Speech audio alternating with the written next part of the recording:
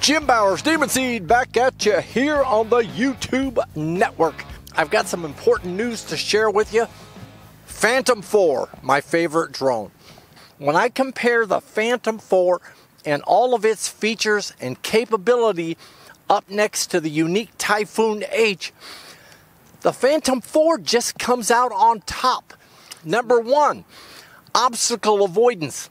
On the Phantom 4, it uses optical flow sensors out in front that are good for I think it's 15 feet actually straight out. So when it senses something, it senses it a lot farther away, where the Yuneec Typhoon H uses a sonar-based obstacle awareness, and so it's not as effective. It only goes out to like 8 or 9 feet thereabouts. So it's not as aware of its surroundings, doesn't react as fast. It also will not maneuver around an obstacle. The camera on the Phantom 4, I just like it better. The field of view is not quite as wide on the Phantom 4. On the Yuneec H, it's got a wider field of view. If you compare them side by side, it's a lot wider, and therefore the edges are a little bit blurrier, a little bit more distortion going on with the Yuneec Typhoon H. Overall flight time, Phantom 4 is kicking ass on the Yuneec H. This is getting a solid 22 to 25 minutes of real-time flying, not just hovering 4 feet off the ground. On the Yuneec Typhoon H, before this frickin' train gets here, on the Yuneec Typhoon H, you're gonna be lucky if you get 21 minutes out of the battery on it. The Phantom 4, by the way, also has a better intelligent flight battery. Push the button on the Phantom 4, it tells you what your battery strength is. On the Yuneec Typhoon H, it's just a battery. There are no controls on the... Hey! I'm trying to do something here! Freaking freight trains, what do you think, you own the damn place? You ever wonder about train graffiti and why it makes absolutely no sense whatsoever? It's like it's from a different planet. I don't understand the shit. I don't know about you, and hell, I'm a freaking artist. All right, the next thing I want to tell you about is the flight case.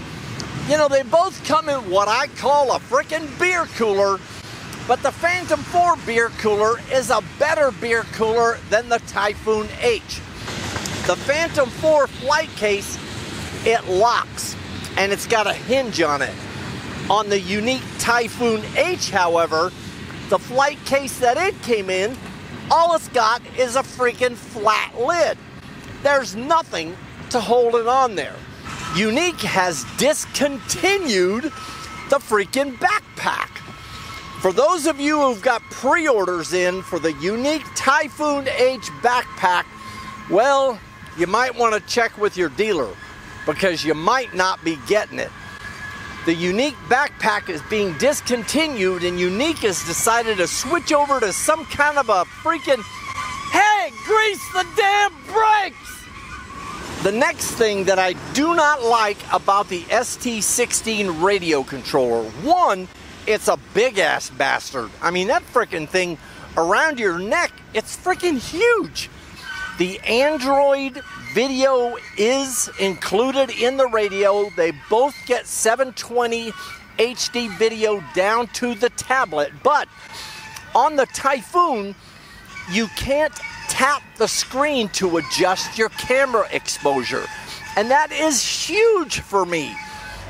It's that way. You're going backwards. The Phantom 4 just has more features. It has active track, and active track, if you haven't tried it, man, it's a lot of fun. In my previous video, I showed you a sample where you just drag a green little box around my car and then hit go, and then I pull out and take off, and the Phantom 4 follows me on the entire course. Anyway, it's in beta, but still a lot of fun to use. Then there's tap to fly. tap anywhere in the sky, the drone will just fly in that direction. Be careful if you're flying along and you say, I want to fly over there toward the store, and you tap on the store. It isn't going to fly over the store, it's going to fly right through the front door of the store. So be careful. Keep your tap to fly up in blue sky, okay? Waypoints. Oh, wait! I just thought of another big ass deal that I do not like about the freaking Typhoon. Where the hell are the damn active maps? Come on, somebody tell me, because I can't freaking find them. On the Phantom 4, right down there in the lower left-hand corner, you can easily navigate between your map and your video image. Or just follow that green anchor line. Follow that green anchor line, it takes you straight back home, no matter how you squirreled around to get out there. On the Yuneec Typhoon H, it doesn't have it. There it is, the pros on the Typhoon H 360-degree camera. Once you lift that retractable landing gear up, it will do a continuous 360 degrees. That's even better than the Inspire. The only real advantage there is going to be for a second camera operator. You can team up two ST16 radios while you're flying the drone. Your cameraman can be getting the shot. So the other advantage on the Typhoon, redundancy. If I lose a motor on the Typhoon, it's still going to fly. You better land your ass pretty soon, but it's not going to fall out of the sky. You lose a motor on a Phantom 4, you can flush $1,600 right down the shitter, okay? Here's another biggie for me, and that's how fast I can get it in the air. I can have my Phantom 4 out of the car and in the air in less than a minute and a half.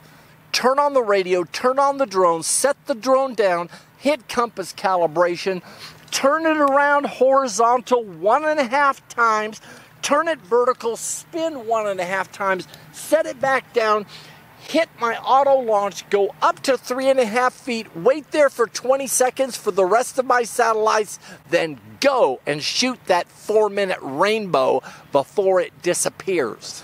It takes 3 to 5 minutes to calibrate the compass on the H. As far as drones go right now, I am a Phantom 4 freaking fan. It is my favorite drone, even over and above the Inspire 1, which was my only go-to drone for over 2 years. So that's got to say a lot for Randy Braun over there at DJI. Here comes another freaking train. You think I can shoot a freaking video here without you sons of bitches driving by here as long as I stop?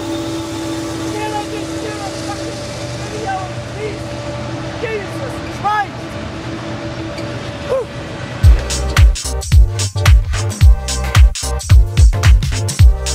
All right, you guys, there it is. Hope you enjoyed that. One of my radios is beeping, so I better get the hell out of here. You guys have a great evening. Do not forget to kiss that flabby ass wife of yours. And as always, I'm a little bit broken, but I'm 6 feet over. Jim Bowers. We're out.